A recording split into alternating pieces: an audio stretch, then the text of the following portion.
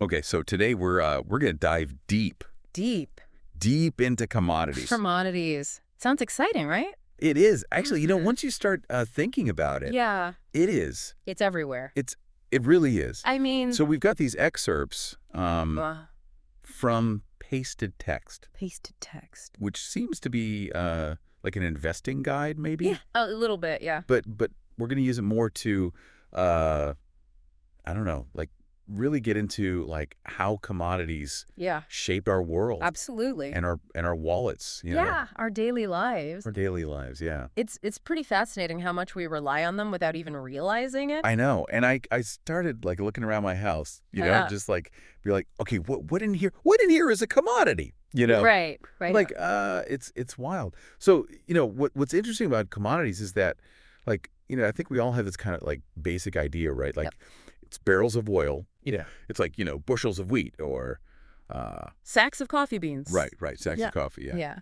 Yeah. Coffee beans, yeah. But it's more than that. It's really the potential, right? It's like the raw materials, the building blocks of so much of what we use and consume every day. So not just like the actual stuff, but like the potential of that stuff to be turned into something. Yeah, exactly. It's like Yeah. it's the raw potential. Yeah. Okay. So like a car, for example. A car is not a commodity, Okay. but the steel, the rubber, the platinum that goes into the catalytic converter, Yeah. those are all commodities. Yeah. Okay. So it's kind of like going like a layer deeper. Right, right. It's like it's the source, the origin of so many things. Yeah. And that's what makes it so interesting to me, at least, Okay. is that you start to see the world differently when you start thinking about commodities. That's true. Yeah. So the source text kind of breaks things down into these categories, right? Like Huh? energy, metals, and agriculture.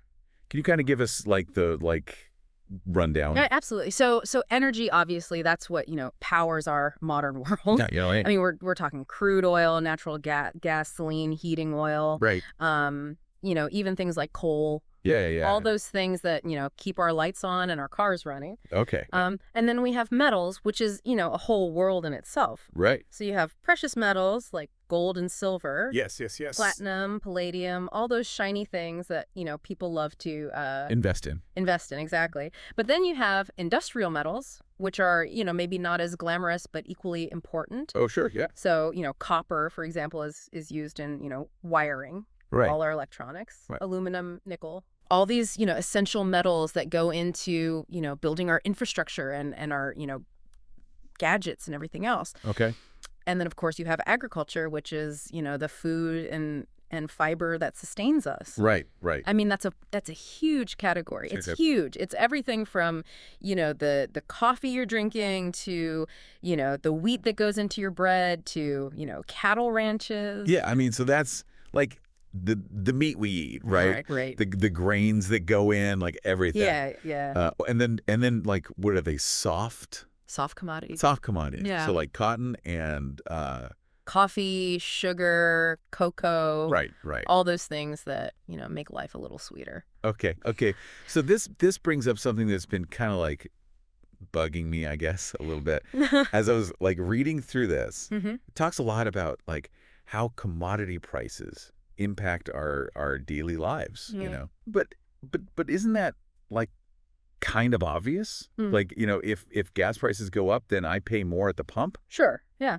Like I don't know, like I guess is there more to it than that? Right, yeah. You're absolutely right. It's easy to see that direct impact, Yeah. like, okay, the price of this thing goes up and then the price of the thing I buy goes up. Yeah. But things get really interesting when you start to look at the ripple effects, right? The Yeah. indirect impacts that commodity prices have on, entire industries, consumer behavior, the global supply chain. Okay. So for example, remember a few years back when cocoa prices went crazy? Oh, vaguely, yeah. Because of like some bad harvests and some political instability in a few key producing countries. Yeah.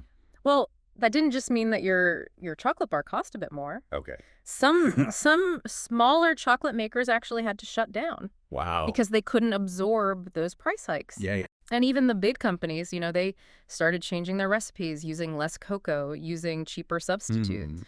So, the quality of chocolate in some cases actually went down. Wow. That's wild. Yeah, it's pretty crazy when you start to dig into it. So it's not just like a one-to-one thing. No, not at all. It's like it affects so many other things. Exactly. Okay.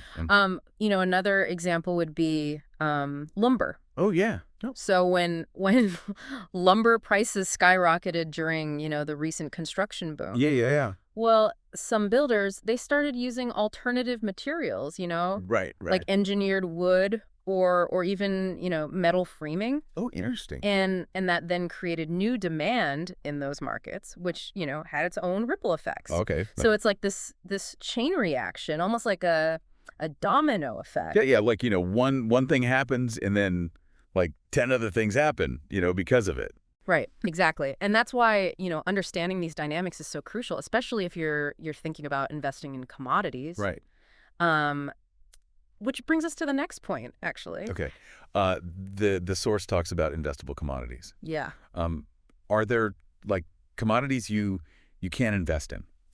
Well, technically, you can try to buy and sell anything, right? Uh-huh. But in practical terms, the commodities that most people invest in are those that are actively traded on exchanges. Okay, yeah. So think of it like a stock market, Uh-huh. but instead of, company shares, you're trading contracts for, barrels of oil, bushels of wheat, ounces of gold, things like that. Okay. So there are, established markets, there's more liquidity. Yeah.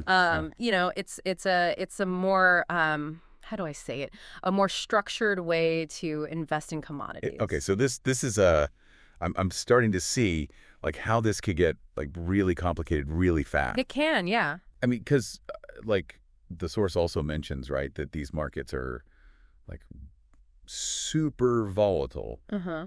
What does that like even mean for Right. like someone who's like never you considered investing in like soybeans? Right, yeah. Well, volatility just means that the prices can swing up and down dramatically in a short period of time. Okay. And that's because, they're influenced by so many factors, right? Yeah. Supply and demand, obviously, Uh-huh. but also, geopolitical events, weather conditions, global economic trends. Right. All that stuff we were just talking about. Exactly. So, it can be great if you're on the right side of the swing. Yeah. If you buy low and sell high. Right. But it can be disastrous if you're not. Yeah. So that's why, the source emphasizes thorough research, Yeah. monitoring market conditions, considering professional advice. Right. It's not something to just jump into blindly. Okay. Yeah. But how are you supposed to like research something as unpredictable as the weather Right. when it comes to like agricultural commodities? Yeah, well, you're not going to become a weather expert overnight. Right. But you can, learn about the typical growing seasons for different crops, the regions that are most susceptible to droughts or floods. Yeah. How those events have historically impacted prices. Right. There's a lot of data out there. Yeah, I guess there is. This makes me think of like that whole like butterfly effect thing. Yeah. Like, where like a tiny change in one place can cause these like huge shifts somewhere else. Right, exactly. That's a great analogy because Yeah. with commodities, you're dealing with these complex global systems. Yeah. So even seemingly unrelated events can have a major impact. Okay. A political conflict on the other side of the world could disrupt shipping routes, Yeah. Right. which then leads to supply shortages, and boom, prices spike. Wow. Yeah. Okay. So bottom line, like investing in commodities is not for like, the casual, like check my portfolio once a month kind of person. No, it definitely requires a more active approach, a willingness to stay informed, and probably a higher tolerance for risk. Okay. So I guess like just to wrap things up here, Mhm. we've learned about like the different types of commodities. Mm. We've learned about like how they impact everything from like, chocolate bars to to construction projects. Yeah, yeah. And the wild ride that is like commodity investing. I have to admit, it's way more interesting than I thought it would do. Yeah, it really is. And remember, we've only scratched the surface here. Right. There's a whole world of what they call niche commodities out there. Yeah. Things that you might not even know exist. Right. But that play a vital role in specific industries or regions. Things like rare earth minerals or specific types of timber. Yeah. So go out and discover them. See what's out there. Yeah, challenge accepted. I think I'm gonna go like look up like the most like bizarre commodity I can find and like learn all about it. It sounds like a fun project. Yeah. So see you next time for another deep dive. See you then. Bye. Bye.